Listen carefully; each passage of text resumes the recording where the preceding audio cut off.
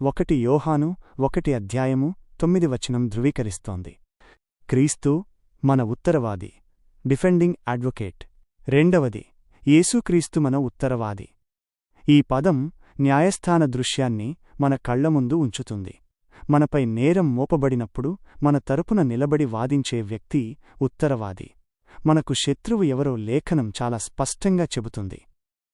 ప్రకటన గ్రంథము 12:10 ఇలా అంటుంది: మన సహోదరుల మీద పగలు రాత్రియు నేరము మోపు అపవాది లేదా సైతాను దేవుని సన్నిధిలో మనల్ని నిరంతరం నిందిస్తూ, మనం చేసిన పాపాలను గుర్తుచేస్తూ మనపై నేరం మోపుతాడు. అయితే మన ఉత్తరవాది అయిన యేసుక్రీస్తు తండ్రి చెంత నిలబడి అపవాది యొక్క అభియోగాన్ని ఖండిస్తాడు. ఆయన మన పాపాల కొరకు తన రక్తాన్ని కార్చాడు కాబట్టి ఆ బలియాగమే అపవాది మోపే నేరాల నుండి మనలను రక్షిస్తుంది. అందుకే 1 యోహాను 3:8 అపవాది యొక్క కార్యములను లయపర్చుటకే దేవుని కుమారుడు ప్రత్యక్షమాయెను అని వ్రాయబడింది.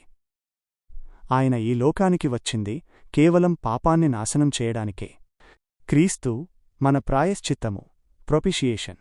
మూడవదిగా, క్రీస్తే మన పాపాలకు ప్రాయశ్చిత్తం చేసేవాడు.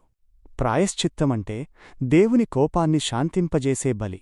దేవుడు పరిశుద్ధుడు కాబట్టి పాపాన్ని శిక్షించక తప్పదు.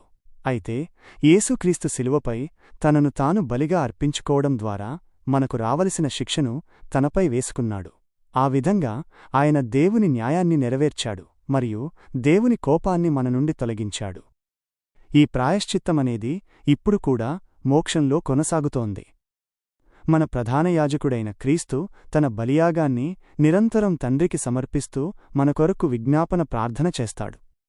హెబ్రీయులకు రాసిన పత్రిక 7:25 ఇలా చెబుతుంది: ఆయన ఎల్లప్పుడు జీవించుచు వారి కొరకు విజ్ఞాపనము చేయుటకు శక్తిమంతుడై ఉన్నాడు గనుక తన ద్వారా దేవుని యొద్దకు వచ్చువారిని ఆయన పూర్తిగా రక్షించగలడు. పాత నిబంధనలో మహాయాజకుడు పాప పరిహారార్థ దినము యగజకిప్పూరునాడు పవిత్ర స్థలంలోనికి రక్తంతో ప్రవేశించి ప్రజలకు శుద్ధి కలిగించేవాడు. అదేవిధంగా మన క్రీస్తు పరలోకంలో తన స్వంత రక్తం ద్వారా చేసిన పరిపూర్ణ బలిని సమర్పించి శాశ్వతమైన విమోచనను సంపాదించాడు. హెబ్రీలకు రాసిన పత్రిక 9:12.